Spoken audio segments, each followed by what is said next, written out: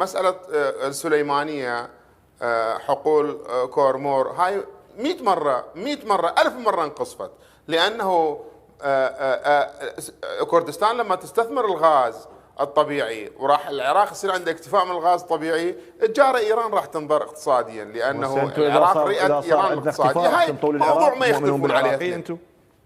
ما هذا الموضوع بعيد استاذ العزيز. ليش هم هم عراقيين؟ هذا منو دا يتحدث؟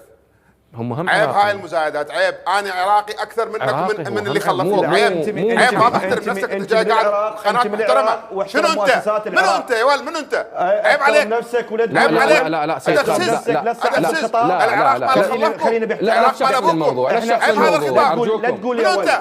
احترم نفسك. انت جاي تقشمر الشعب العراقي، جاي تقول مره السليمانيه وما شنو. عيب احترموا نفسكم. قشمرتوا الشعب العراقي، اكلتوا الشعب العراقي. ما عندك كلام تدافع عليه. سيد خالد ما تمشي على الحشد نهائيا. احترم نفسك. لا احترم نفسك. اتصب حلقك لا تنجر. عم اختي ما قلت شيء. خلينا نحكي استاذ عمار. لا